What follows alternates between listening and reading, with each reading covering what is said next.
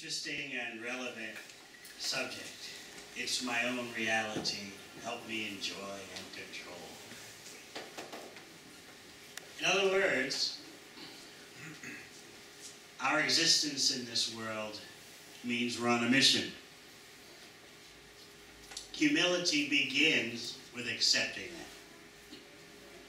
We're not innocent. We're not exempt from having an agenda. We definitely have an agenda, and we are definitely guilty. Let's begin with childhood. There is no such thing as an innocent child. We can understand that when we were children, we had the desire seeds of material desires present in us that we carried from previous births. And those desire seeds were just waiting for the right time to sprout. So when you consider that children are innocent, basically what you mean more precisely is that children are helpless, but not innocent. Because the very fact that you have a material body shows that you have a material mentality and material desires in previous lifetimes. So when we look in the mirror at ourselves today, we should know, guilty as charged. We are wearing a material body of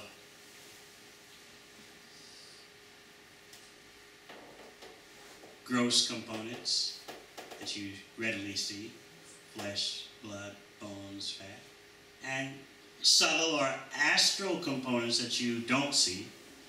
Generally you don't see. Some people can see auras and all that. Subtle body of mind, intelligence, and ego.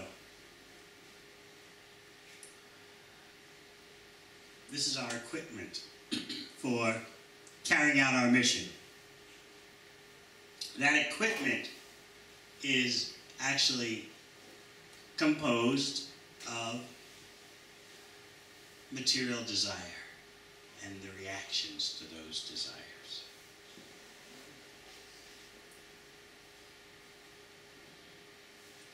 Our mission is to do the impossible.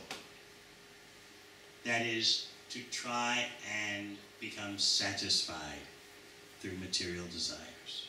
That is our mission. And we are very dedicated. We will tolerate so much. We will risk so much. We will delude ourselves in so many ways just to have a chance at the impossible dream. Now just think, we don't really think it's possible. We don't really think it's impossible. The way Maya works, the way the illusory energy works, is that you look around and you think you see that persons are enjoying, right? They look happy to me. They look like they're getting whatever it is you're supposed to get. Looks that way to me. This is not a fact, but it's the way the energy of illusion works. It's practically impossible to overcome this aspect of illusion. Somehow or other, everyone looks like they are getting some kind of happiness. So you feel entitled to get your share. It's out there, right? And if you just work harder, just shuffle those relationships quicker, it's going to work out. Right? Your ship will come in one day. Just keep trying. Got to keep trying. Don't give up. You ever seen a juggler? Of course you have. So we kind of take the juggler approach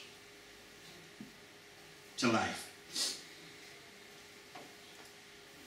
If we can just juggle various possibilities for happiness, if we just keep juggling quicker and quicker, juggle acquisitions, juggle relationships, the quicker, faster you juggle, the greater the chance there'll be that you might be happy. Life in the big city like London, means the fast lane. And the fast lane means fast juggling. Pick things up, put them down real quick. Right? Don't be caught with a deadbeat experience on your hands. It's the price for living in the big city. Rapid turnover. We're convinced there's such a thing out there known as material happiness. Who has any doubts?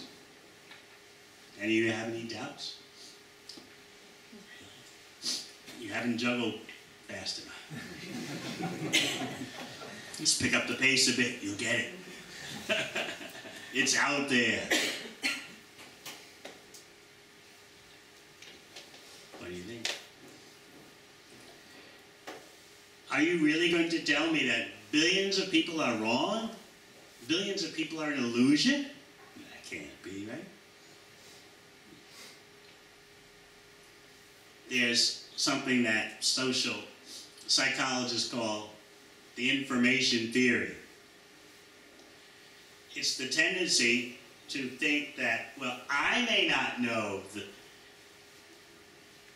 how to enjoy materially, but look, there's billions of people around me. The information is out there.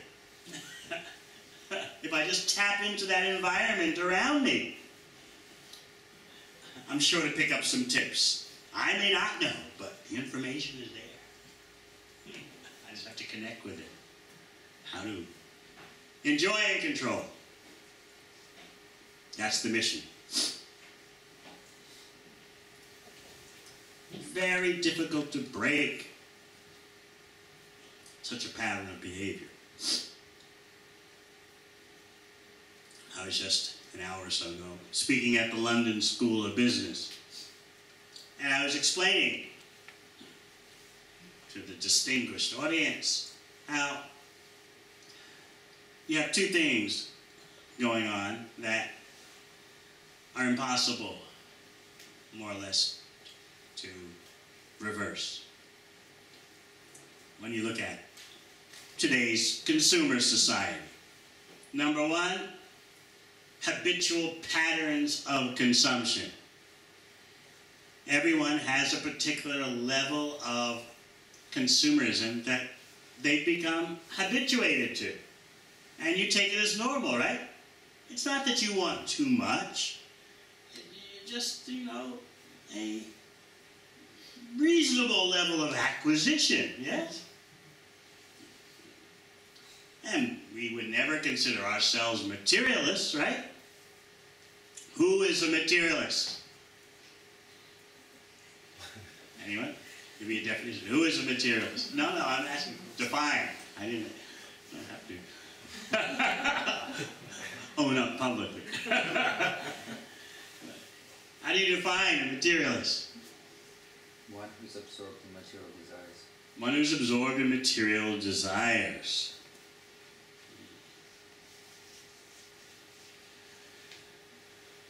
Generally, the definition for a materialist, as people think it to be, is anyone who has more than I do. That's a materialist. Right? Isn't that more accurate in terms of our own convictions? I'm not a materialist. I have just what I need, and I could use a bit more. But those other people, they are the materialists. They've got more than me. They've got to be materialists. That's generally the definition of a materialist, according to popular conception. According to what Krishna explains in Bhagavad Gita, a materialist is anyone, rich or poor, who thinks, I am the body and mind. That is the materialist. Whether you consider yourself this religion or that religion, this nationality or that,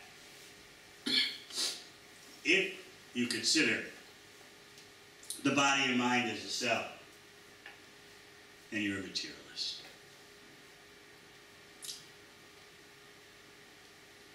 Now you might be surprised, except if you're studying science, you might be surprised to know that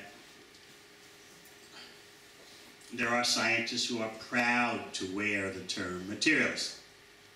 They have a different definition. It's not about acquisition. It's certainly not Krishna's definition, anyone who identifies with the body and mind as a self. No.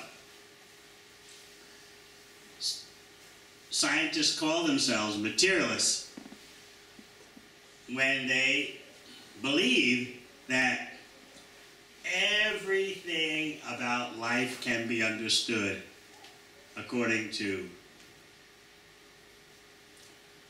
material laws of nature. And there'll never be anything in existence that can't be explained according to material laws of nature. So that is the scientific definition of materialist. Now let's look at our own endeavors. We like to feel that, all right, I'm a little bit materialistic. In honest moments, we'll say that. But, you know, there's so many people out there that are far worse than me. Yeah? We tell ourselves, believe me, I know I'm no saint, but there's a lot of persons out there that are far worse than me. So therefore, I don't really need to take head-on Krishna's instructions in Bhagavad Gita. So I don't have to take it so deeply because, I mean, I'm not the worst. Okay? We kind of exempt ourselves. I'm not a materialist. I have just what I need, and I could use a bit more.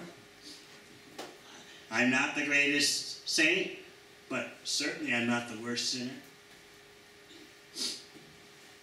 I often tell the story of one Bhakti Yoga practitioner in Auckland, New Zealand, who was distributing Bhagavad Gita on the streets, the center of Auckland. And he stopped someone, just like perhaps on Oxford Street, we sometimes try to distribute books. So the Bhakti Yoga practitioner stopped someone, and the person immediately said, oh, no, I don't need it. I'm doing fine. I'm a good person, and I'll tell you why. I know I'm a good person because, number one, I don't abuse children, and number two, I don't park in parking spaces meant for the handicapped. I'm fine. He had it all figured out. What's the standard of human dignity? Now just think how in some way we exempt ourselves from feeling the impact of Krishna's instructions in Bhagavad Gita. We actually think we're not that bad, right? And that our aspirations are kind of legitimate. I mean, what do you expect? We tell ourselves, what do you know, we're living in this world, you know, you've got to kind of, go with the flow a bit, get into some stuff,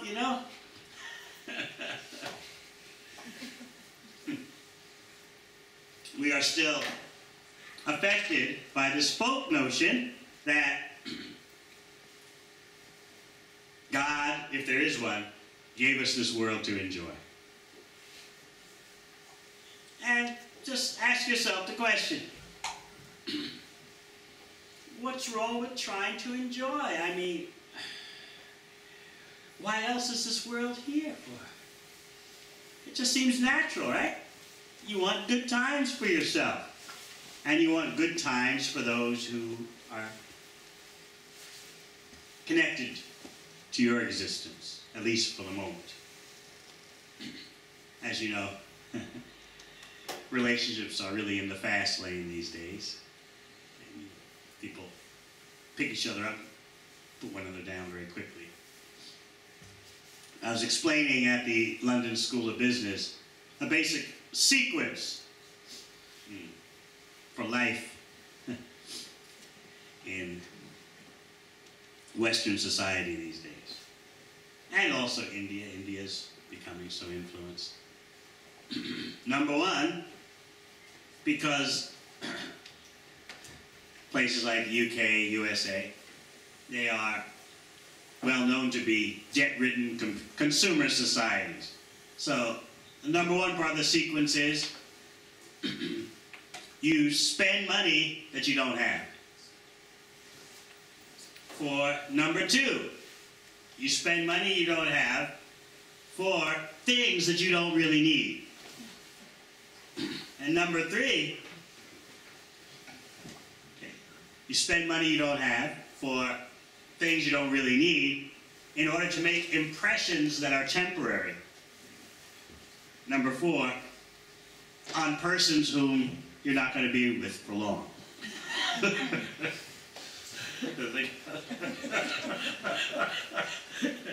It's quite something, isn't it?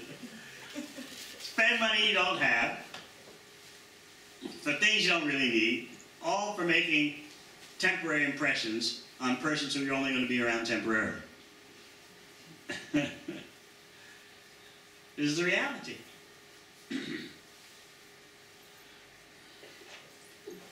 Where did we get this mission from? That I am in this world to enjoy. In fact, I often ask the question, why it is we think the world owes us enjoyment. We take it for granted. We wake up in the morning and we just feel, okay, the world should turn me on now. I have arisen. Right? I woke up. I'm ready. Where is it? Come on. Just think. Who told you that the world owes you enjoyment? Think about it. Where did you get this programming from? Such false expectations lead to such complexities. You get so lusty, you get so angry when the lust is not fulfilled, you get so frustrated, all because we have this unreasonable expectation that we applied. Our conditioned consciousness applied. The world owes me a good time. When will the world reveal to me what it's meant to give me? Material happiness. So again, ask yourself, where did I get this mission from? Who put this in your head? We can remember since childhood, hearing that from family, friends, society, hearing that the world offers possibilities for happiness, for success, for fulfillment. Can you see that in your approach to life? Fulfillment, when's it going to come to me? Okay, world, do your thing. Give me fulfillment. I'm here. Right? Just let it come. Come on, come on. I'll be patient, you know, just as long as it's coming. Right? I don't mind a few years of hard work, but just let it come. But who told us that the world is supposed to fulfill us? If you can separate yourself from this false hope, you save yourself so much trouble.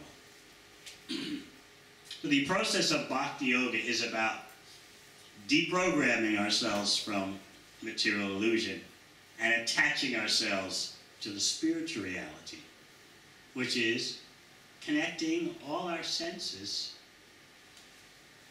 to Krishna for Krishna's pleasure. To understand that culmination of a yoga system, we need to ask ourselves, who is this Krishna that I should connect my senses to his pleasure? Just feel the kind of hesitation. Look, they're my senses. My senses are meant for my pleasure. Now, what is this about Bhakti Yoga that my senses are meant for Krishna's pleasure? Who is this Krishna anyway? As far as I know, Krishna, he's the cause of all causes. He's the reservoir of all pleasure. Doesn't he have enough already? What does he want out of me? Krishna has his, why can't I have mine? This is what we're thinking underneath. And this is why some of you are hesitating to fully apply the bhakti process, because you think, wait, I want to believe in Krishna, fine, but at the same time, after all, I have these senses, and I have them for a good reason. You know, I have to kind of fend for myself to get some happiness. So why can't Krishna just be satisfied with my believing in it? Okay, Krishna, I believe in you. All glories. Jai. But when it comes to using my senses for Krishna's pleasure, what do you think?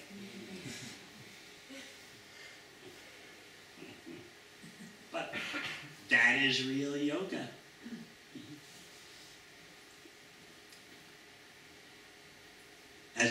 As the Bhakti texts say, Rishikena Rishikesha Sevanam Bhakti Ruchate. Bhakti means using your senses for the pleasure of the master of the senses. In other words, they're not really your senses. You're not the proprietor of your own senses. How does that feel?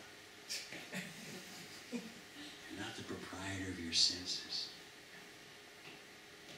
Material existence means the perpetuation of the illusion that the senses belong to me. And based on that illusion, we get ourselves in so much trouble. The pursuit of happiness. We think we're entitled to that. Practically everyone in material existence has entitlement consciousness. I'm entitled to my fair share of material happiness. When's it going to come? Why hasn't it come? You look at other persons in that way, right? What are you going to do for my happiness? How do you justify your existence in my world? Right? Isn't that how you size other persons up? I say you, I mean in general. Isn't that right? Can you catch yourself during the day sizing someone up?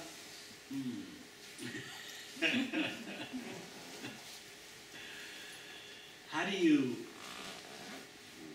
justify your presence in this world?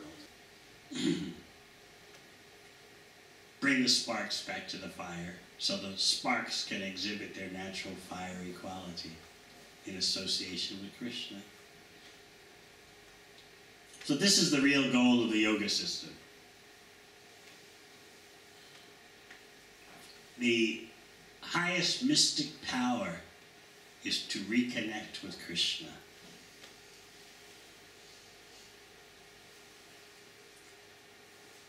Some humility is required. The basic humility that it's not my reality. I'm a part. How can it be my reality? When we understand that, we become inquisitive to know the reality of the supreme, absolute truth, the complete whole, cause of all causes, reservoir of all pleasure. And we recognize, I'm part of that reality. Let me be a cooperative participant. This is what bhakti is about. Become a cooperative participant in Krishna's loving affairs. When we're in materialistic consciousness, we protest. No, no, I want my own loving affairs. I want my own scene, my own thing. How many lifetimes, how many births have we tried that? So many of you know. The anxieties, the frustrations, even the anger of trying to set up your own affairs separate from Krishna.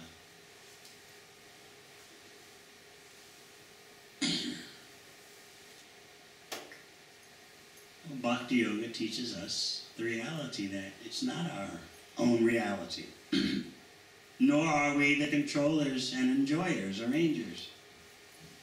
How do we become peaceful, proper participants in ultimate reality? That's the greatest art, science, and culture. How to become legitimate. How to become legit. Cooperative, peaceful members of the Supreme Absolute Truth. The peace formula begins by recognizing Krishna is the proprietor of our senses, and therefore we use our senses for Krishna's pleasure. Just that brings about a total transformation in life. Our suffering is because we think we are the body and mind, and that our senses are meant for us to get pleasure, physically and mentally. This illusion is what's driving us crazy, and it's making all the failures in life. Whether you're young or old, this is what's doing it. How to get over such hallucination? In the association of dedicated practitioners. It's very easy to get over this illusion. It's not impossible. What's needed is a support group. A support group for recovering addicts of material existence. Without support, bhakti is very difficult. We need each other to inspire one another in realigning ourselves with Krishna. So I hope that this talk has given at least some of you the idea that there could be another lifestyle. And if I take up this lifestyle fully, I have everything to gain and nothing to lose. Srila Prabhupada explained that this is a legitimate gamble you can make in your life. Full-fledged Bhakti Yoga practitioners, as you know, don't gamble. But this is one gamble you can do. You can throw the dice in this way. You can gamble on Krishna. You always win. But why might you consider it a gamble? Because gamble means you're not sure of the outcome. So Srila Prabhupada explained that you gamble on Krishna by following his instructions, you always win. And then he added, but even if you think you'll lose, which you won't, but even if you think you might lose, what's the big deal? You've been a loser for so many births, what's one more loss?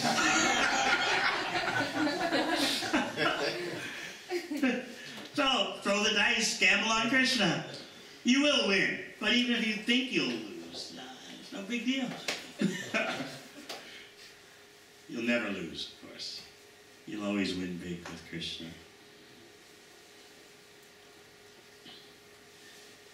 By following the process of connecting your senses back to Krishna again, you don't have to drive yourself crazy trying to be happy in the temporary material world. All right. Any questions?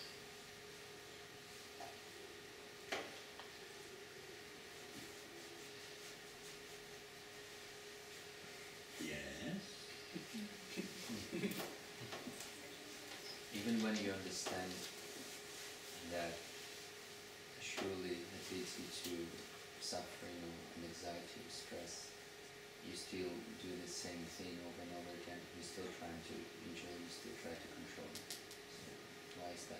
Why you can't learn the lesson? You can't learn the lesson simply by restraint, as Krishna explains in the second chapter of Bhagavad Gita. You learn your lesson only when you get something better, then you give up the inferior. So the bhakti process is about giving you the superior lifestyle, and then automatically you loosen your grip on the inferior lifestyle. Otherwise, no lesson learning. In other words, we're just not that smart. We can't theoretically detach ourselves from material existence. We need a solid, definitive taste of something better. Then we agree, okay, I give up. I give up the trash. I got something better.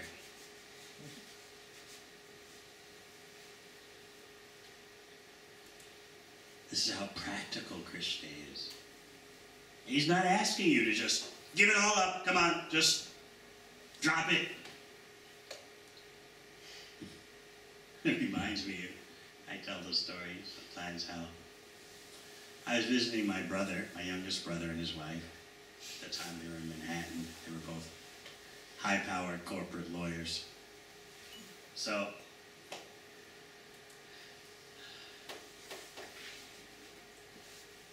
his wife,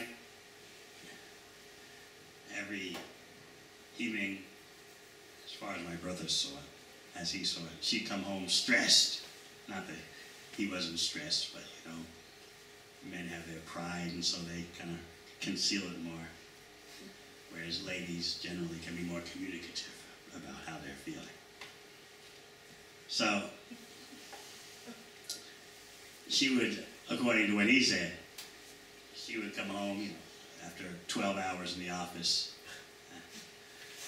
They had an agreement between themselves that whoever was the least tired when they came home at 7:30, 8 o'clock, that's the one who would cook dinner.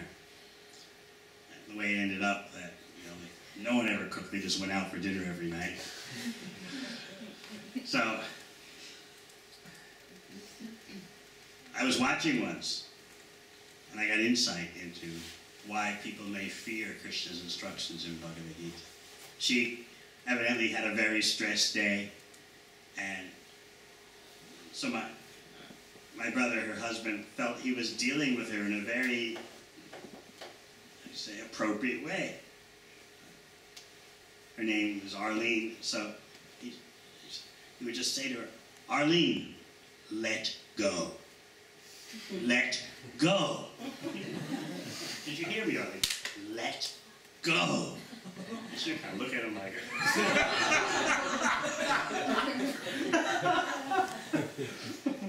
what does it say? But it made complete sense to him. Look, let go. And she's looking at him totally bewildered, like, do you understand what you're saying? It's just not so easy, you know, just let go. I got issues, you know, you're supposed to hear, you know. I need to offload on you, and you know, he was a young married man, he didn't understand, you know, that's part of the curriculum. Let go. As if, you know, it's like a magic wand. Let go. And you really expect it, you're just gonna, you know, turn a switch like that. So we have a fear that this is what Krishna is proposing in Bhagavad Gita, right? Just surrender everything, drop everything, no material desires, nothing, just let go. But Krishna never says that in Bhagavad Gita.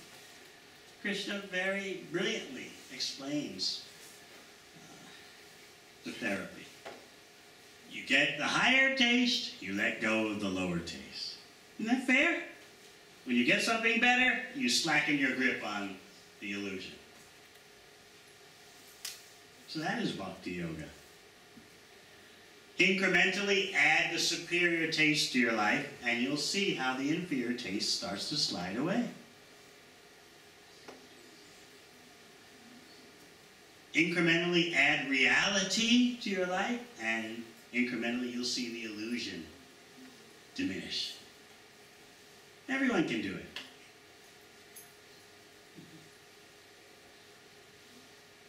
And the solid way to make advancement is by taking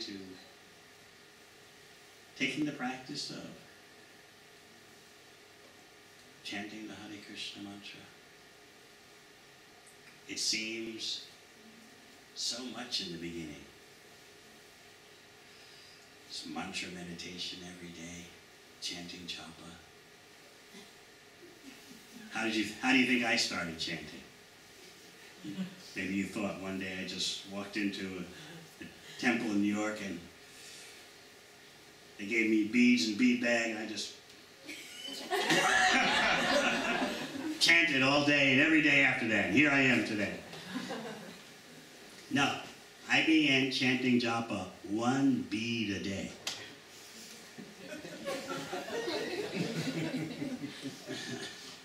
I'm telling you the truth, just so you'll see it. Someone gave me some beads, and I took them home, and I remember first time I started chanting 1 bead a day. I was laying in bed. It was about 9 o'clock Saturday morning.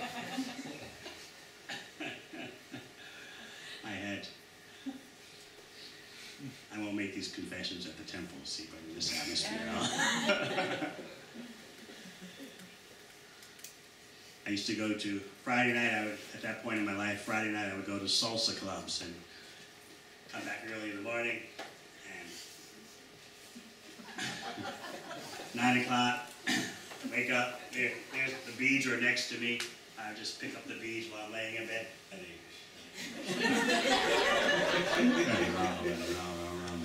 All right, enough. Put the beads down. Then after a few days, I said, "Why, maybe I'll do 2 beads."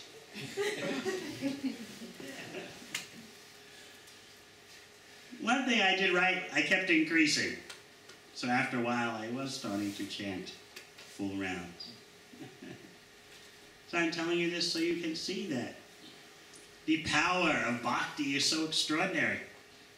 No matter how entangled you think you are in material existence, no matter how illusioned you think you are, if you take to this process of chanting Hare Krishna in kirtan and as an individual meditational practice, you'll be astounded by the results.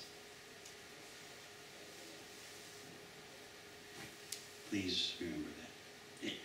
Bhakti yoga is the art of the possible. In every situation, it's possible. Whether you're in sickness or health, poverty or wealth, you can come out of material illusion and revive your connection to Krishna by chanting Hare Krishna. Any other questions?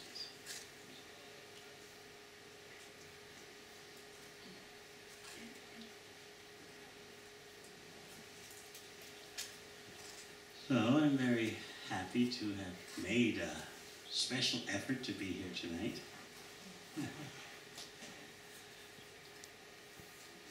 Yesterday I was in 26 degrees in Delhi, and today